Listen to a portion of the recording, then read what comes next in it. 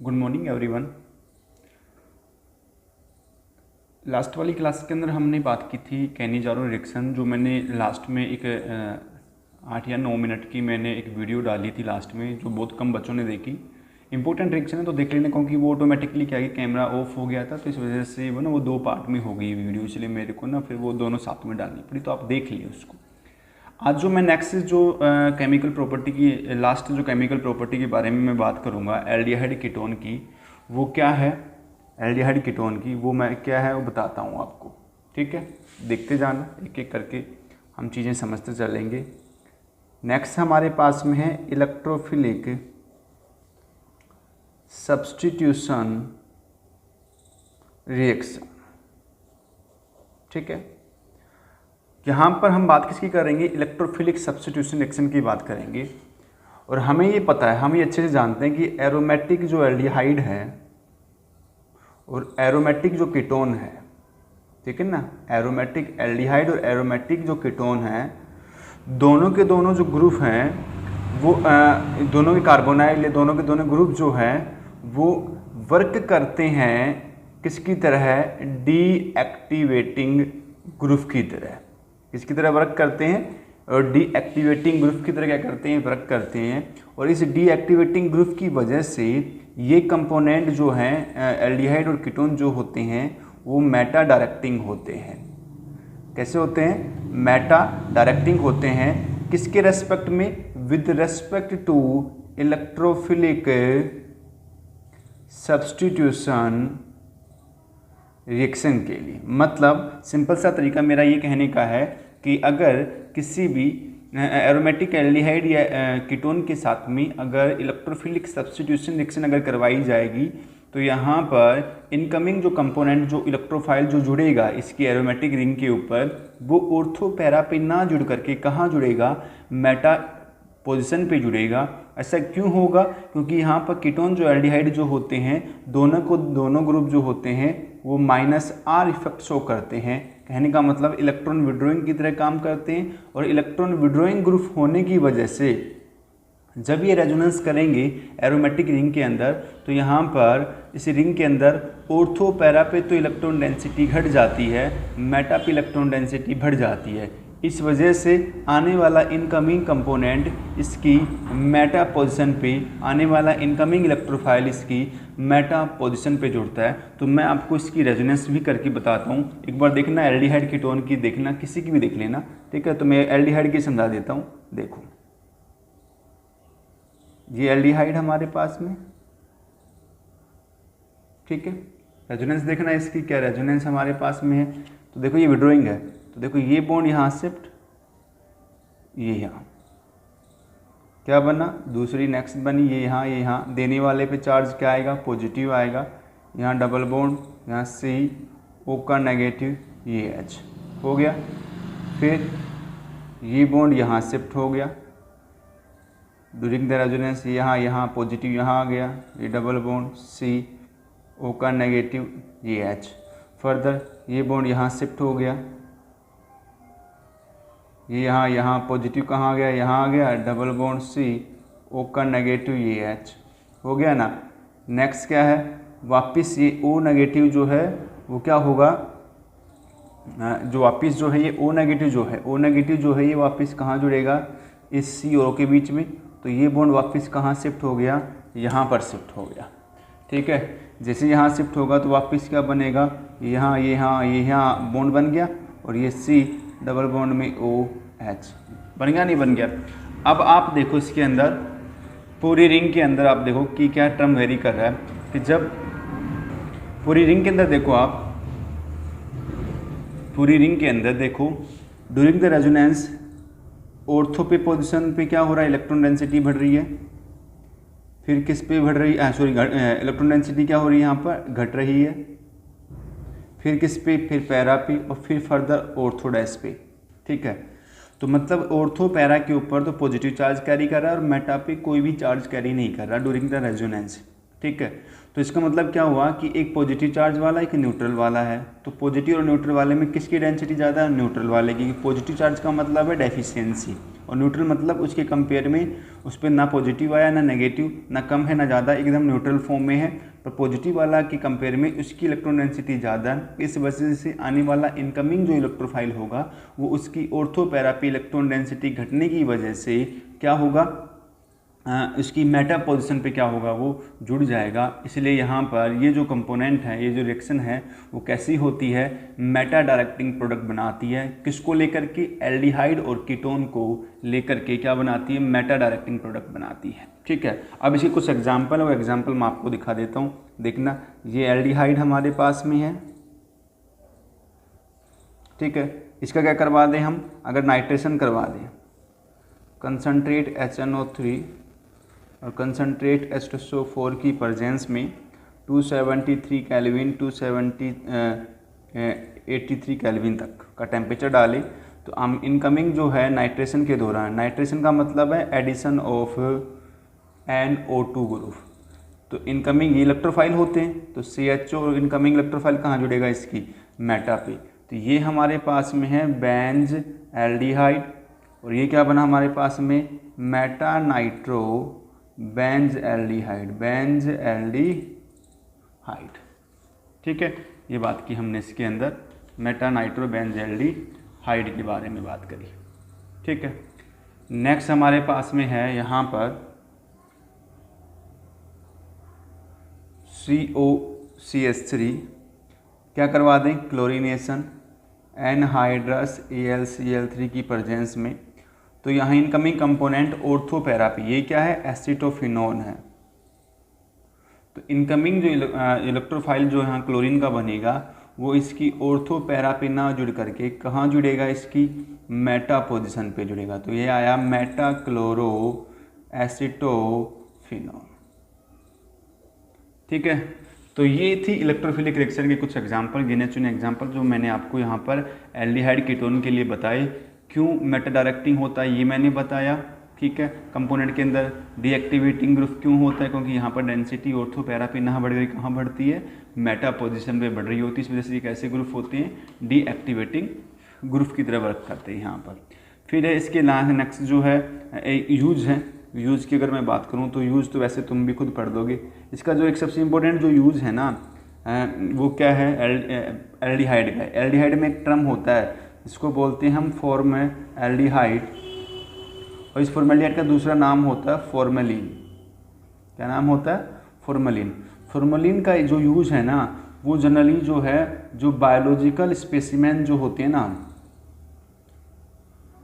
Biological specimen मतलब किसी की डेड बॉडी को रिस्टोर करके रखना, भाई स्टोर करके रखना कि लंबे टाइम के लिए, ठीक है, 10, 20, 30, 50 साल के लिए, या किसी बायोलॉजिकल स्पेसिमेन जो अपनी बायोलॉजी लैब के अंदर वो डीप करके रखे रहते हैं ना स्पेसिमेन कॉपियाँ एक लिक्विड के अंदर, वो लिक्विड जो है वो फॉर्मेल्डिहाइड का सोल्यूशन होता है। तो बायोलॉजिकल जो स्पेसिमेन जो होते हैं उनको प्रिजर्व करने के लिए क्या करते हैं हम यहाँ पर फॉर्मेल्डिहाइड या फॉर्मेलिन का सॉल्यूशन का यूज करते हैं। तो फॉर्मेलिन जो सॉल्यूशन होता है या फॉर्मेल्डिहाइड जो होता है वो बायोलॉजिकल स्पेसिमेन जो होते हैं उनको प्रिजर्व करने के लिए क्या होते हैं, इनका यूज होते हैं। इसके अलावा इनका यूज है ना एक हायर पॉलीमर बनाने में भी इनका यूज होता है, लाइक बेकेलाइट आपने पढ़ा भी होगा। पॉलीमर बनाने में भी क्या होता है, नॉन ब्रेकेबल बेकेलाइट जो टर्म है हमारे पास में, मेलेमाइन, बेकेलाइट, ठीक है, ये सब बनाने में क्या होता है, यूज होता है। इसके अलावा परफ्यूमरी रिएजेंट के रूप में, इसके अलावा as a good chemical reagent क्या करता है, सारी यूज करता है। तो ऐसे ही बहुत सारे मटेरियल के रूप में क्या होता है, इनका यूज होता है। तो मैंने ये एल्डिहाइड जो टर्म था, कीटोन जो टर्म था, उसके बारे में मैंने आपको ये फिनिश हो गया। एसीटोन का यूज़ जो है नील पॉलिश वगैरह बनाने में करते हैं, परफ्यूमरी रिएजेंट के रूप में यूज़ करते हैं, कूलिंग रिएजेंट के रूप में क्या करते हैं, यूज़ करते हैं। डिओड्रेंट वगैरह जो आती हैं उनमें भी कहीं ना कहीं क्वांटिटी जो है किसी में ईथर होती है तो किसी के अंदर एसीटोन की होती है, तो वहाँ भी इनका क्या करते हैं, हम यूज़ करते हैं। तो अब मैं बात करता हूँ नेक्स्ट जो हमारे पास में इसके अंदर जो ग्रुप है, लास्ट ग्रुप जो है इसके बारे में हम बात करेंगे। वो लास्ट ग्रुप हमारे पास में यहाँ पर है carboxylic group, carboxylic acid, formula COOH। ठीक है, अब मैं कार्बोक्सिलिक एसिड के बारे में बात करूँगा। वो कार्बोक्सिलिक जो एसिड होते हैं ना, बोल it is called organic compound, इनको, ये क्या होते हैं, ऑर्गेनिक कंपाउंड होते हैं जिनके अंदर क्या कंटेनिंग होते हैं, सर इनके अंदर कंटेनिंग है क्या, कंटेनिंग क्या है इसके अंदर, बहुत सर कार्बोक्सिल ग्रुप है। इनमें बोल क्या होते हैं, बोल क्या कंटेनिंग है, बोले कार्बोक्सिलिक एसिड जो है ऑर्गेनिक कंपाउंड होते हैं जिनके अंदर कंटेनिंग क्या होते हैं, कार्बोक्सिलिक ग्रुप, मतलब ये वाला ग्रुप, ठीक है। और इनकी जो नेचर है वो नेचर कैसी होती है इनकी, एसिडिक नेचर की होती है। मतलब organic compound containing carboxylic group possesses sufficient acidic character and are called carboxylic acid. मतलब कार्बोक्सिलिक एसिड वो ऑर्गेनिक कंपाउंड होते हैं जिनके अंदर कार्बोक्सिलिक ग्रुप के साथ साथ एसिडिक जो नेचर है वो क्या होती है, possessive मतलब प्रेजेंस होती है, वो ग्रुप क्या कहलाते हैं, कार्बोक्सिलिक एसिडिक ग्रुप कहलाते हैं, कहने का मतलब। फिर आगे समझना कि कार्बोक्सिलिक जो ग्रुप हमारे पास में है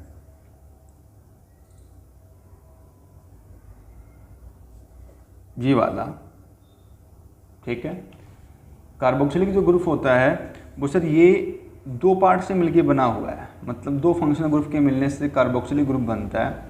बोले इस कार्बोक्सिलिक ग्रुप में जो कंबाइन होकर बनता है वो किससे बनता है, बोले एक बनता है कार्बोनाइल और एक होता है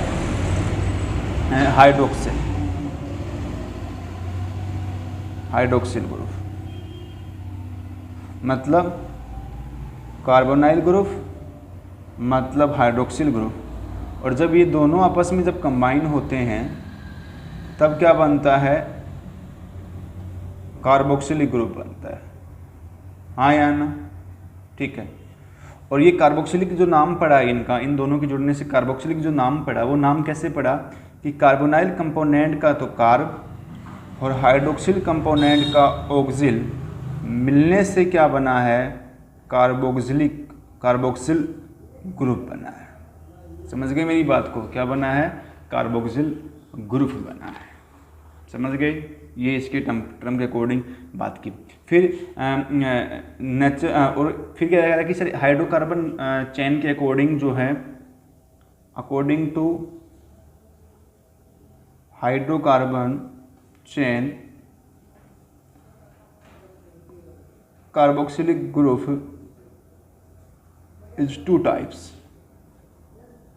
कितने टाइप के हैं, 2 टाइप के। उसमें कौन कौन है, उससे हाइड्रोकार्बन चेन के अकॉर्डिंग। अब आपको पता है कि हाइड्रोकार्बन जो चेन होती है वो 2 तरीके की होती है, एक एलिफेटिक और एक एरोमेटिक। तो यहाँ पर कार्बोक्सिलिक ग्रुप भी 2 टाइप के होंगे, एक एलिफेटिक कार्बोक्सिलिक ग्रुप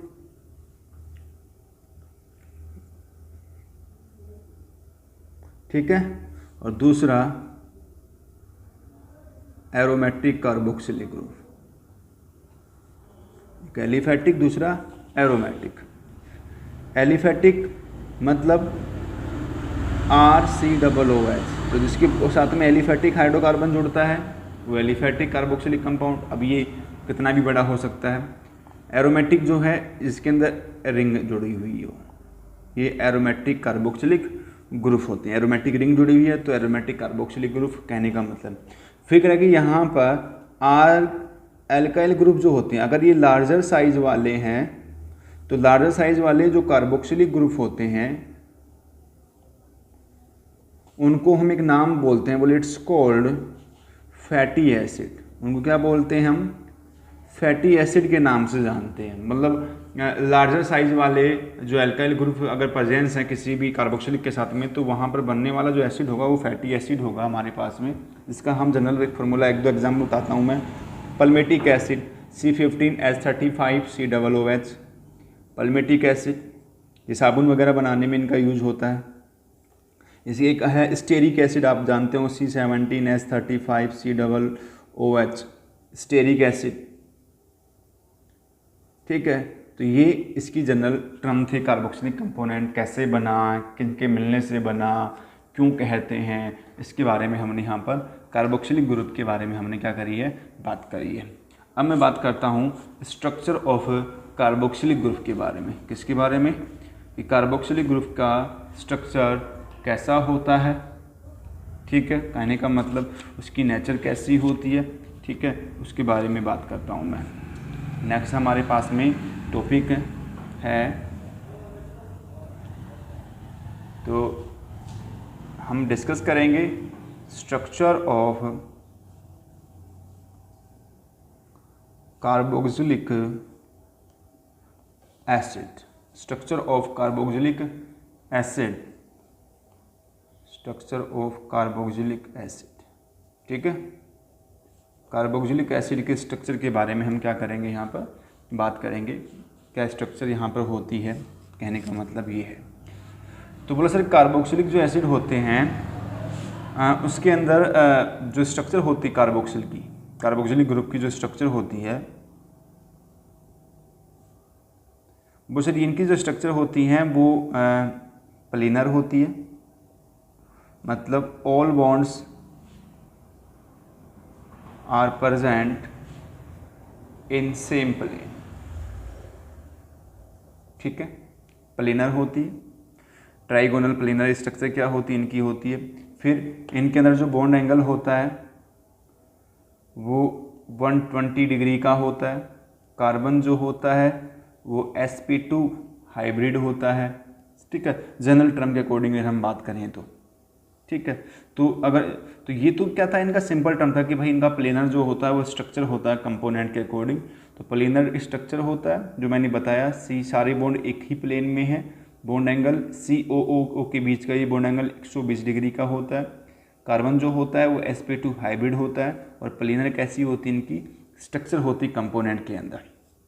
अब यहाँ पर एक क्वेश्चन निकल के आया, क्या क्वेश्चन निकल के आया कि क्वेश्चन निकल के आया कि भाई यहाँ पर जो कार्बोक्सिलिक जो ग्रुप है ना, जो ग्रुप होते हैं वो लेस इलेक्ट्रोफिलिक नेचर होता है उनका देन कंपेयर टू कार्बोनाइल। समझे ना, कार्बोनाइल मतलब एल्डिहाइड कीटोन। तो कार्बोनाइल ग्रुप के कंपेयर में कार्बोक्सिलिक ग्रुप का जो नेचर है, इलेक्ट्रोफिलिक जो नेचर है वो क्या होता है, लेस होता है। मतलब यहाँ पर एल्डिहाइड कीटोन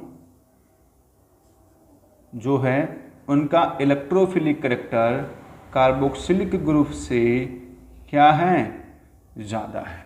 अब क्यों ज़्यादा है तो वो तो हम अभी नहीं समझेंगे। हम क्या समझेंगे कि इसका कम क्यों है, किसका, कार्बोक्सिलिक वाले का इलेक्ट्रोफिलिक करैक्टर लेस क्यों है।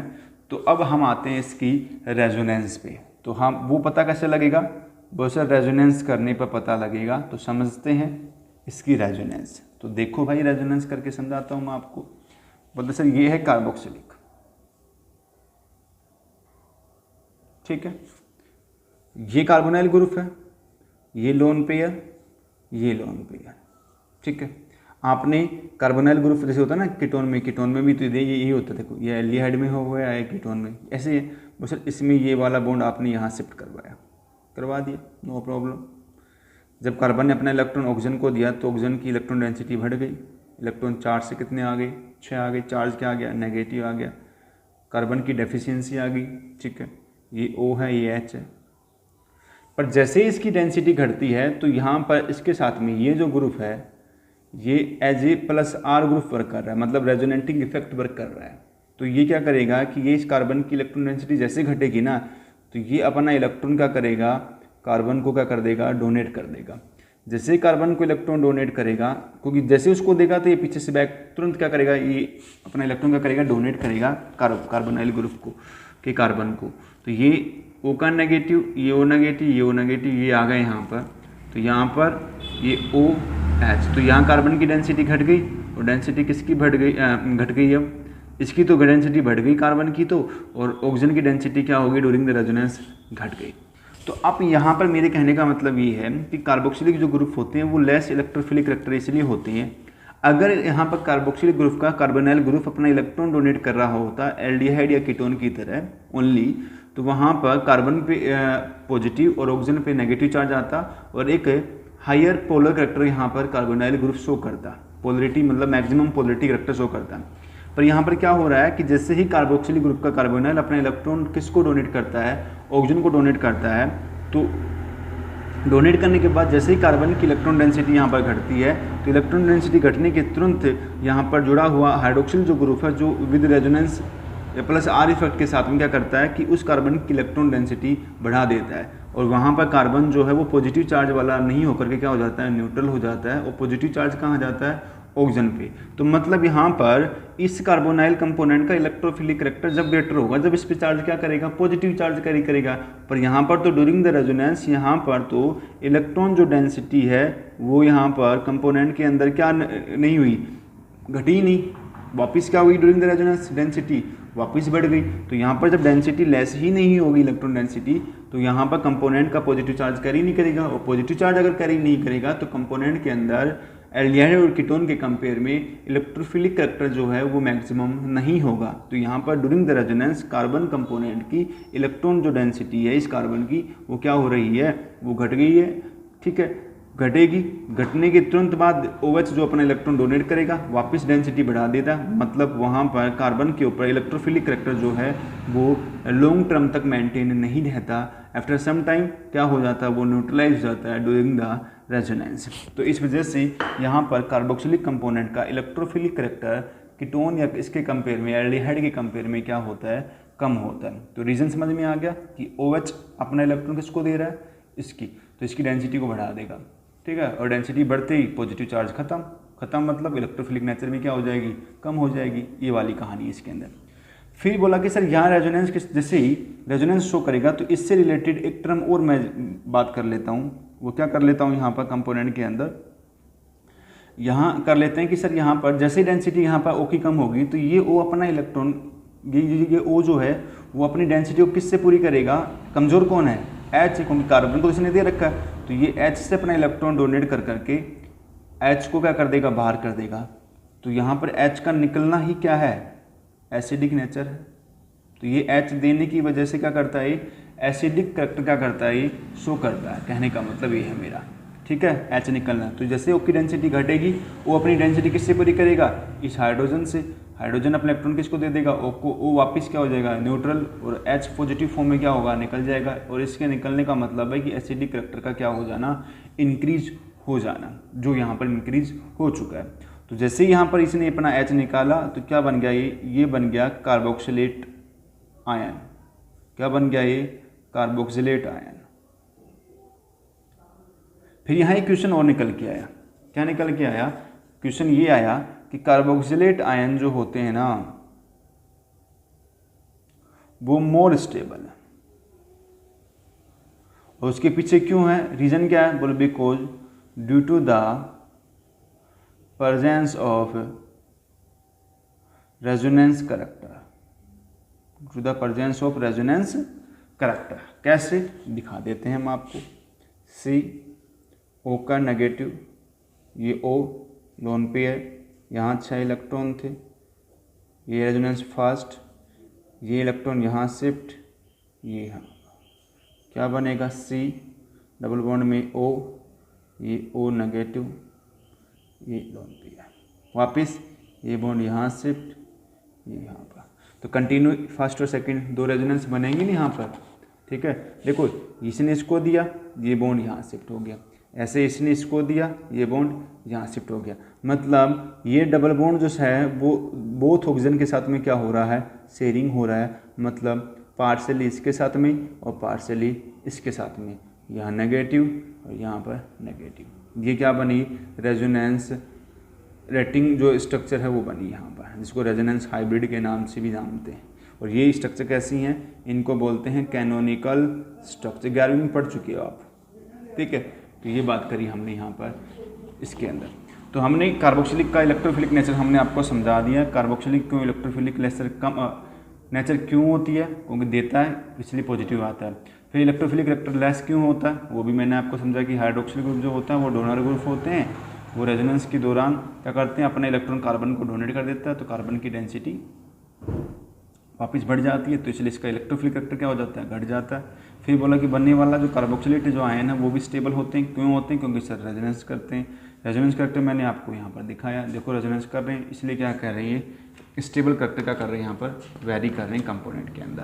तो ये बात करी हमने स्ट्रक्चर ऑफ कार्बोक्सिलिक ग्रुप की, और नेचर ऑफ कार्बोक्सिलिक ग्रुप के बारे में मैंने यहाँ पर बात करी है कि कहाँ पर कार्बोक्सिलिक ग्रुप होते हैं इलेक्ट्रोफिलिक नेचर वाले पर लेस होते हैं। क्यों होते हैं? क्योंकि हाइड्रोक्सिल ग्रुप अपना इलेक्ट्रॉन डोनेट कर देता है ड्यूरिंग द रेजोनेंस, और कार्बन के ऊपर डेंसिटी जो है वो घटने की बजाय क्या रहती है, मेंटेन रहती है। इसलिए वहाँ पर आने वाला पॉजिटिव करेक्टर जो है वो लॉन्ग परमानेंट पॉजिटिव करेक्टर नहीं होता। इस वजह से वहाँ पर इलेक्ट्रोफिलिक नेचर भी क्या होती है, कम होती है।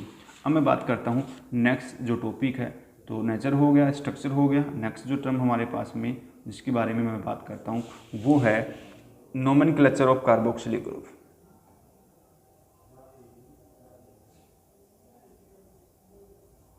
नोमेनक्लेचर ऑफ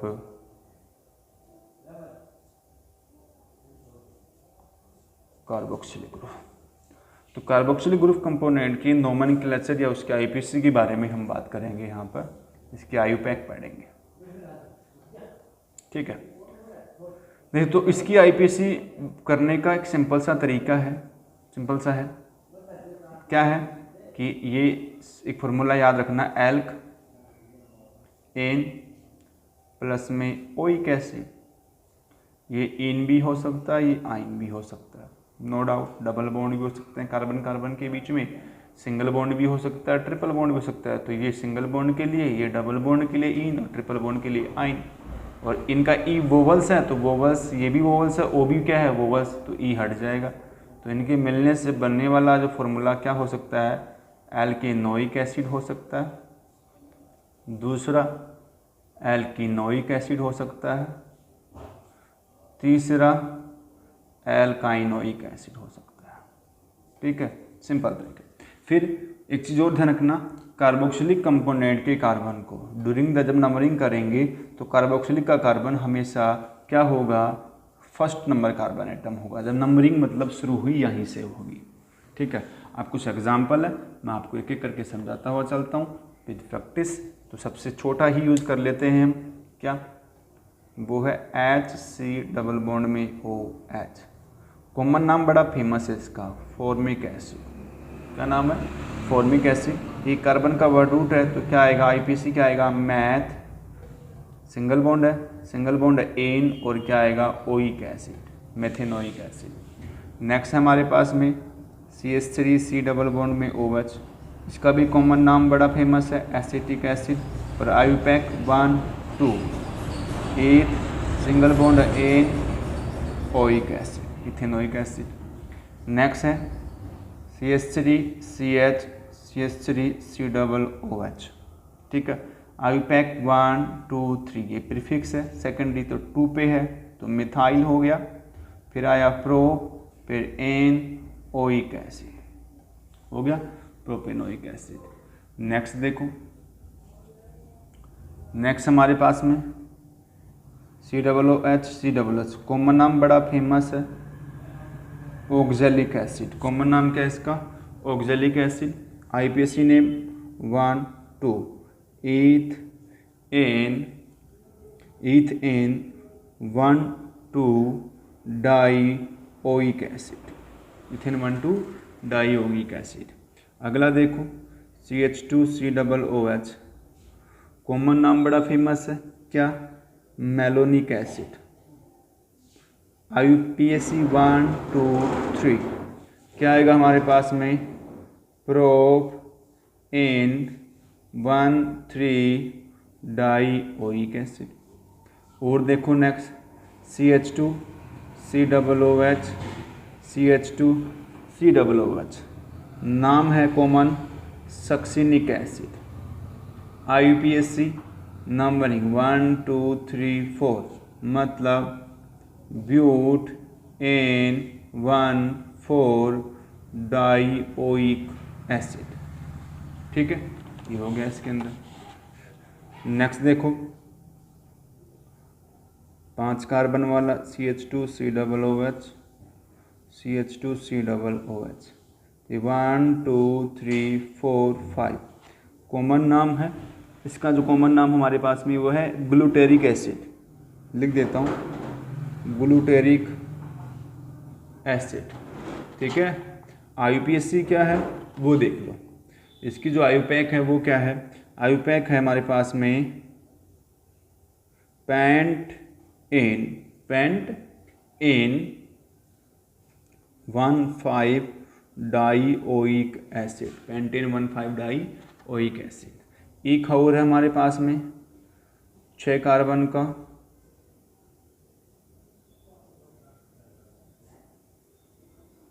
कॉमन नाम है एडिपिक एसिड, आईपीएसी नेम 1 2 3 4 5 6, मतलब हेक्सेन 1,6 डाईओइक एसिड। हो गया। इस तरीके से लैक्टिक एसिड देखो हमारे पास में क्या है लैक्टिक एसिड का, CH3 CH CH3 COOH। हो गया ना, तो 1 2 3, तो 2 मिथाइल, सॉरी ये OH है भाई, 2 hydroxy propanoic acid, propanoic acid. और कॉमन नाम क्या है इसका 2 नंबर पे, और OH है तो लैक्टिक एसिड, लैक्टिक एसिड। हो गया यहाँ तक। एरोमेटिक में देखो बहुत हैं भाई। एरोमेटिक में देखो नाम है बेंजोइक एसिड, ठीक। और देखो हमारे पास में 1 2 पे अगर है, इसको बोलते हैं phthalic acid, P silent phthalic acid 1 2 position पे। 1 3 पे अगर है तो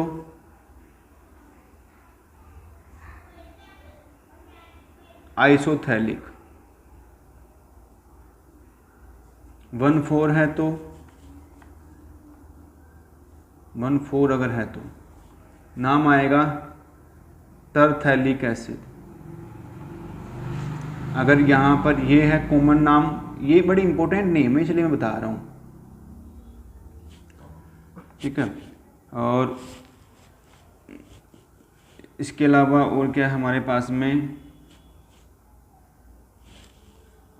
CSOH, हाँ ये है सैलिसिलिक एसिड, सैलिसिलिक एसिड अगर OH जुड़ जाए 2 नंबर पोजीशन पे, COOH, ठीक है, सैलिसिलिक एसिड। और देखो C6H5 CH2 COOH, 1 number 2 number, नाम क्या आएगा 2 फिनाइल इथेनोइक एसिड। तो ये इसका जनरल क्या था हमारे पास में, आईपीएसी जो टर्म था वो मैंने यहाँ पर पढ़ा है। तो आई होप आपको ये आईपीएसी जो टर्म है वो आपको समझ में आया होगा। कुछ कॉमन और कुछ आईपीएसी टर्म मैंने आपको यहाँ पर बताए हैं। फिर भी किसी बच्चे को अगर आईपीएसी में अगर डाउट हो ना, तो अपन डाउट क्लास में हम कोई एग्जाम्पल आप ले आना, आपको लगे कि कोई दिक्कत है तो मैं बता दूंगा, कोई दिक्कत नहीं है, ठीक है। तो आई होप आपको ये आईपीएसी और इसके कल्चर नोमेनक्लेचर के बारे में, इसकी नेचर के बारे में आपको समझ में आ गया होगा, स्ट्रक्चर के बारे में, ठीक है। नेक्स्ट जो क्लास में हम जो पढ़ेंगे वो पढ़ेंगे मेथड पढ़ेंगे इसकी, और फिजिकल प्रॉपर्टीज़ के बारे में क्या